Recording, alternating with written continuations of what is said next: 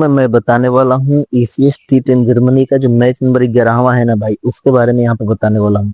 तो भाई इस वीडियो में इस मैच से जुड़ी सारी जानकारी आपको देने वाला हूँ, जैसे कि कौन सा प्लेयर चलेगा, कौन सा प्लेयर फ्लॉप होगा, किसे रखना है, किसे ड्रॉप करना है, कैप्टन या वाइस कैप्टन किसे बनाना है, स्मॉल लीग के प्लेयर्स के बारे में, GL के प्लेयर्स के बारे में, मतलब कि A to Z सारी जानकारी यहाँ पे देने वाला हूँ। आपको क्या करना है कुछ नहीं, पूरी तरीके से वीडियो को देख लेना है प्लेयर्स और कोशिश करना है अपनी टीम खुद से बनाने की, क्योंकि आप जब तक प्लेयर्स के बारे में समझोगे नहीं ना, तब तक अपनी टीम खुद से नहीं बना पाओगे।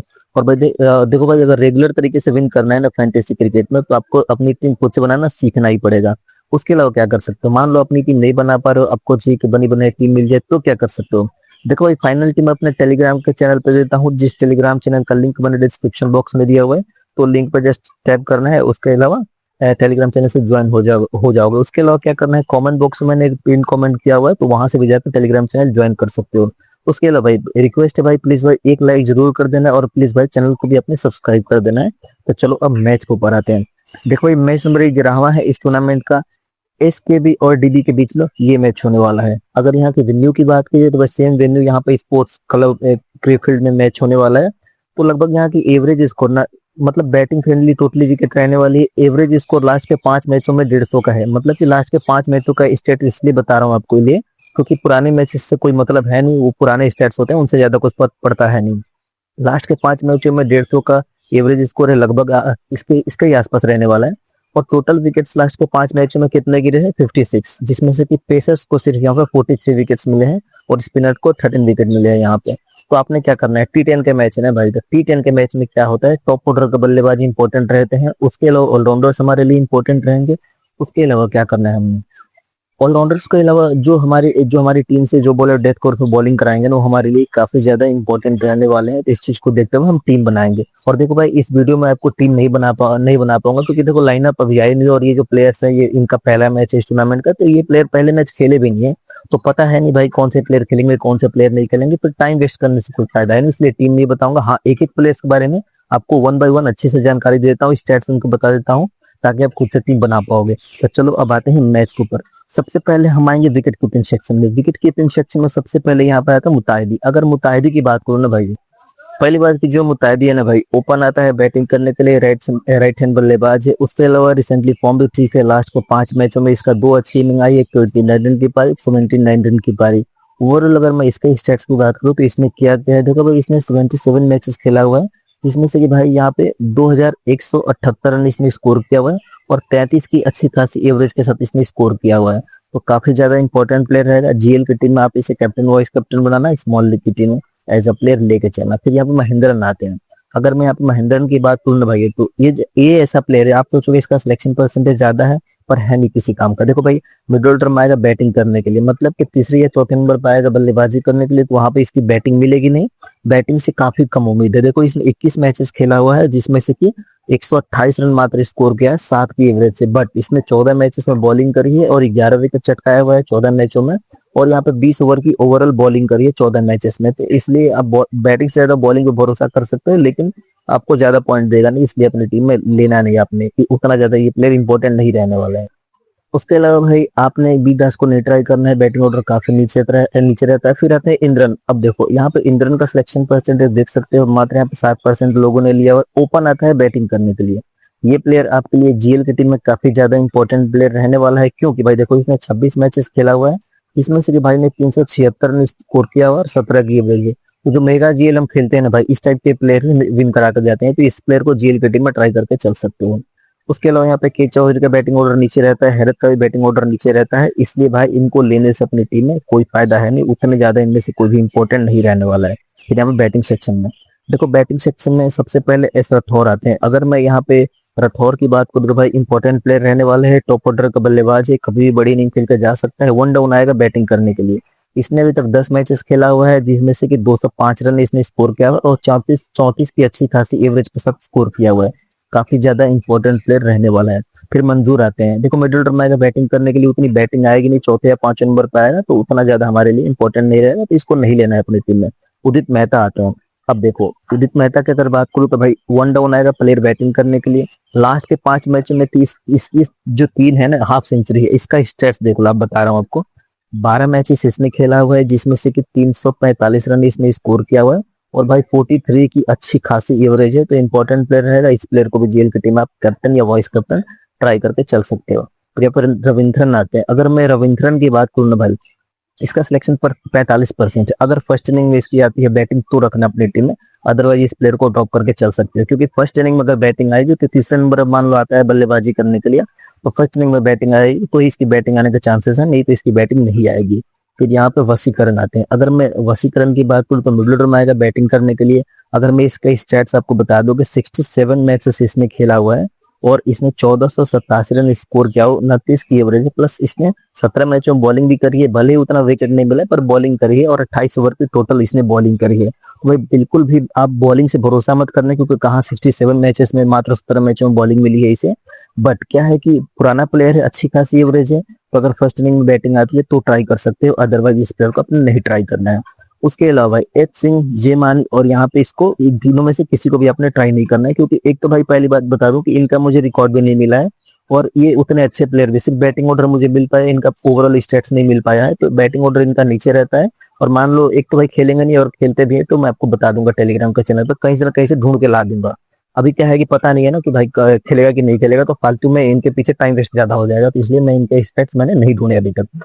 चलो ऑलराउंडर सेक्शन में आते हैं। ऑलराउंडर सेक्शन में सबसे पहले यहाँ पे ऑलराउंडर सेक्शन में आते हैं टी राजा। अब इसका सिलेक्शन देख सकते हो 95% लोगों ने लिया हुआ है। राइट हैंड बैट्समैन है, राइट हैंड फास्ट बॉलर है, दूसरे नंबर पर आएगा बल्लेबाजी करने के लिए। अगर मैं इसके स्टैट्स की बात करूँ तो इसने 32 मैचेस खेला हुआ है, और जिसमें से कि 550 रन इसने स्कोर किया हुआ है, और 26 की अच्छी खासी एवरेज है। और उस 32 मैचेस में इसने जो 12 मैचेस हैं उसमें बॉलिंग करी है, 6 विकेट लिया है 12 मैचेस में, और 12 मैचों में मात्र फुल ओवर की बॉलिंग करी है। तो बॉलिंग से जो पूरा भरोसा नहीं कर सकते हो, लेकिन हाँ बैटिंग से भरोसा कर सकते हो, तो एज अ प्लेयर अपनी टीम में लेकर चलना। फिर यहाँ पे के साहब आते हैं। अगर मैं साहब की बात करूँ भाई, राइट हैंड बैट्समैन है, right hand medium pace bowler है, दूसरे नंबर पर आएगा बल्लेबाजी करने के लिए। अब देखो ये प्रॉपर बैटिंग और बॉलिंग दोनों तरीके से आपको पॉइंट देके जा सकते हैं, क्योंकि देखो इसने 32 मैचेस इसने भी खेला हुआ है, 326 रन स्कोर किया हुआ है, 18 की एवरेज है, तो भाई T10 के हिसाब से ठीक ठाक एवरेज है। अगर इसके बॉलिंग के स्टेट्स की बात की तो इसने 29 मैचेस खेला हुआ है और 19 विकेट लिया हुआ है, और जो 29 मैचेस खेला है ना उसमें 43 ओवर्स की बॉलिंग करी है। तो भाई बैटिंग और बॉलिंग से अच्छा खासा आपको पॉइंट देगा। एक इंपॉर्टेंट प्लेयर हो सकता है, कैप्टन वाइस कैप्टन का भी अच्छा ऑप्शन हो सकता है, क्योंकि मैंने आपको कहा था कि जो ऑलराउंडर्स होते हैं उन्हें कैप्टन या वाइस कैप्टन बनाते हैं। फिर यहाँ पे N2 आते हैं। बैटिंग से और बॉलिंग से कहीं से ना कहीं से पॉइंट दे देगा। वन डाउन या फिर दूसरे नंबर पर आएगा बल्लेबाजी करने के लिए, 2 ओवर की बॉलिंग करेगा, इसलिए हमारी टीम में काफी ज्यादा इंपॉर्टेंट प्लेयर रहेगा, कहीं से ना कहीं से पॉइंट दे देगा। देखो भाई हमें T10 का मैच है ना, तो T10 के मैचेस में हमें जो ऑलराउंडर्स होते हैं उस पर ज्यादा फोकस करना है, क्योंकि एक जो ऑलराउंडर है भाई कहीं से ना कहीं से पॉइंट दे देगा। फिर एंड्रू आते हैं। एंड्रू की बात करें भाई तो देखो अगर फर्स्ट इनिंग में आती है बैटिंग तो ट्राई करना, बॉलिंग करता है पर कभी कभी बॉलिंग करेगा, लेकिन क्या होता है कि अगर इसके भी की फर्स्ट इनिंग में बॉलिंग आती है तो आपने इसे जीएल की टीम में कैप्टन वाइस कैप्टन ट्राई करना है, क्योंकि ये जो प्लेयर इससे बॉलिंग मिलती है और कभी कभी डेथ कोर्स में बॉलिंग कराने के लिए जाना जाता है। इस राउत को नहीं ट्राई करना है। अहमद जाई और मलिक यहाँ पे अच्छे ऑप्शन रहने वाले हैं। मलिक की अगर मैं बात करूँ भाई 13 की एवरेज के साथ इसने स्कोर किया हुआ है T10 के मैचेस में, और बॉलिंग बैकअप भी रहेगा इसके साथ, तो बैटिंग और बॉलिंग कहीं से ना कहीं से पॉइंट दे देगा, इसलिए हमारे लिए इंपॉर्टेंट रहेगा। अहमद जाई आते हैं। अहमद जाई की अगर फर्स्ट इनिंग में आती है बैटिंग तो रखना, अदरवाइज इस प्लेयर को ड्रॉप करके चल सकते हैं। लेकिन भाई अगर सेफ जाना है तो रख लेना। इसका सिलेक्शन आप देख रहे हो 52% है ना, इसे बहुत सारे लोगों ने अपनी टीम में लेना है, बहुत सारे लोग अपनी टीम में लेके चलेंगे। आप सिर्फ जाना चाहते हो तो इसे टीम में ले लेना, तो एक काम कर सकते हो, देखो ऑलराउंडर सेक्शन से ना यहाँ से 3 प्लेयर ऊपर के 3 ले लेना, और उसके अलावा मलिक और यहाँ पे अहमद जाई को अपनी टीम में ट्राई करके चल देना, काफी इंपॉर्टेंट रहेंगे। फिर आते हैं बॉलिंग सेक्शन में। देखो बॉलिंग सेक्शन में सबसे पहले ए अहमद जाई आते हैं, सबकी टीम में होगा प्लेयर। अब देखो इसका नाम भले यहाँ पे बॉलिंग सेक्शन में, पर ये भाई टॉप ऑर्डर का बल्लेबाज है, बैटिंग भी करता है। अब देखो लास्ट के 2-3 मैच की बात करूँ तो लगभग हर एक मैच में 2 ओवर की बॉलिंग करी है, और टॉप ऑर्डर में आया है बैटिंग करने के लिए। इसके मैं स्टेट्स की बात करूँ तो इसने 31 मैचेस खेला हुआ है, 371 रन इसने स्कोर किया हुआ है, 19 की ठीक ठाक एवरेज है, प्लस इसने 29 मैचों में 22 विकेट चटकाया हुआ है, और 44 ओवर की ओवर बॉलिंग करी है इसने T10 के मैचेस में। बैटिंग और बॉलिंग से आपको पॉइंट देकर कैप्टनसी का मुझे लगता है सबसे अच्छा ऑप्शन यही रहने वाला है, क्योंकि टॉप ऑर्डर का बल्लेबाज है और इसके अलावा बॉलिंग भी करके जा रहा है ये प्लेयर। फिर यहाँ पे बुल्लर आते हैं। बुल्लर की बात करें भाई तो अपने टीम से डेथ कोर्स में बॉलिंग करेगा, मेन बॉलर है। अभी तक इसने 29 मैचेस खेला हुआ है और 29 मैचेस में 58 ओवर की इसने बॉलिंग करी है। और भाई विकेट की बात की तो इसने 23 विकेट चटकाया हुआ है, तो प्लेयर काफी ज्यादा इंपॉर्टेंट रहने वाला है, अपनी टीम में ट्राई करके चल सकते हो आप। फिर यहाँ पे बिल्ला मोरी आते हैं। बिल्ला मोरी की बात करें सिलेक्शन यहाँ पे भले ही 29% है, पर एक बात है कि भाई आपके लिए ट्रम्प कार्ड पिक हो सकता है। क्यों हो सकता है भाई, क्योंकि सिलेक्शन यहाँ पे देख सकते हो काफी ज्यादा कम है। अगर ये प्लेयर इसने एक विकेट भी ले लेना तो हमारा काम आसान कर देगा भाई। प्लेयर इंपॉर्टेंट रहेगा, आपने इसे टीम में ट्राई करके चलना है, क्योंकि इसने 13 मैचेस खेले हैं और 13 मैचों में इसने 24 ओवर की बॉलिंग करी है। लगभग हर एक मैच में 2 ओवर की बॉलिंग इसने करी है और उसमें 12 विकेट चटकाए हुए। तो प्लेयर विकेट टेकर भी आराम से आपको अच्छा खासा पॉइंट देके जा सकता है। उसके अलावा यहाँ पे आते हैं ए पांडे। अगर ए पांडे की बात करो, सिलेक्शन देख सकते हो 10% लोगों ने लिया हुआ है जीएल के टीम में ट्राई करना, फर्स्ट इनिंग में बॉलिंग आती है तो। उसके अलावा भाई देखो भाई, नीचे के जितने प्लेयर हैं भाई, मैं झूठ नहीं बोलूंगा, मुझे किसी का स्टेट्स नहीं मिल पाया। एल सिंह का स्टेट्स मिला पर उतना अच्छा है नहीं उसका स्टेट, इसलिए एल सिंह को अपनी टीम में नहीं ट्राई करना है। उसके अलावा जितने प्लेयर हैं इनका मुझे स्टेट्स नहीं मिला, वैसे भी इंपॉर्टेंट नहीं रहने वाले हैं। अगर ये प्लेयर खेलते हैं तो मैं आपको टेलीग्राम के चैनल पर इनके स्टेट्स ढूंढ कर मैं ला दूंगा भाई, लेकिन अभी के लिए मान के चलना कि ये प्लेयर नहीं खेल रहे हैं। तो भाई इनमें से आपको किसी को भी नहीं ट्राई करना है, बॉलिंग सेक्शन में ट्राई ही करना है तो अहमद जाई, बुल्लर और यहाँ पे विला मोरी को अपनी टीम में ट्राई करके चलना। उसके अलावा कोई भी आपके लिए इंपॉर्टेंट नहीं रहने वाला है। अब कैप्टन वाइस कैप्टन की बात करें, देखो भाई कैप्टनसी के सबसे अच्छा ऑप्शन यहाँ पे अहमद जाई रहने वाले हैं। टॉप ऑर्डर का बल्लेबाज है, प्लस 2 ओवर की बॉलिंग करके जाएगा, इसलिए अच्छे ऑप्शन रहने वाले हैं। अगर वीसी की बात करें तो टी राजा अच्छे ऑप्शन रहने वाले हैं, क्योंकि देखो भाई टी राजा भी अच्छे ऑप्शन रहने वाले हैं अगर, लेकिन मैं इसको नहीं लूंगा क्योंकि भाई देखो बॉलिंग बैटिंग तो करेगा टॉप ऑर्डर में, लेकिन बॉलिंग बैकअप उतना रह नहीं रहा। देखा मैंने आपको दिखाया था कि 67 मैचेस खेला हुआ है और मात्र 13 या 14 मैचेस में इसने बॉलिंग करी थी। हाँ, के साहब अच्छा ऑप्शन रहने वाला है वीसी का।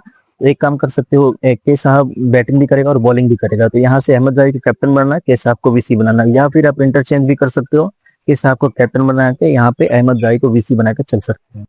अगर मैं जीएल के कैप्टन और इस कैप्टन, देखो मैं स्मॉल लीग पे तो मैंने कैप्टन बना दिया, अहमद जाई अच्छा ऑप्शन रहेगा और यहाँ पे के साहब अच्छा ऑप्शन रहेगा। जीएल की अगर मैं बात करूँ भाई तो यहाँ पे एस राठौर अच्छे ऑप्शन रहने वाले हैं। उसके अलावा भाई मेहता अच्छे ऑप्शन रहने वाले हैं। उसके अलावा देखो यहाँ पे ना विकेट कीपिंग सेक्शन में यहाँ पे जो एक प्लेयर जो मैंने आपको स्टार्टिंग में जो था यहाँ पे, हाँ मुताहिदी अच्छे ऑप्शन रहने वाले हैं जीएल के कैप्टन और इस कैप्टन के लिए। उसके अलावा आपको एक दो चीजें और बता देता हूँ यहाँ पे। अगर देखो इसकी फर्स्ट इनिंग में बॉलिंग आती है बुल्लर को, तो बुल्लर को जीएल के टीम में वीसी ट्राई करके चलना, विल्ला मोरी को भी ट्राई करके चल सकते हो, क्योंकि ये जो बॉलर है ना डेथ कोर्स में बॉलिंग कराते हैं और जब डेथ कोर्स में बॉलिंग कराएंगे तो इन विकेट मिलने के चांसेस ज्यादा रहेंगे, तो इसलिए आपने ट्राई करके चल सकते हो। तो भाई उम्मीद है कि सब कुछ समझ में आ गया होगा। तो भाई वीडियो देखने के लिए, अपना कीमती समय देने के लिए सबका बहुत बहुत धन्यवाद।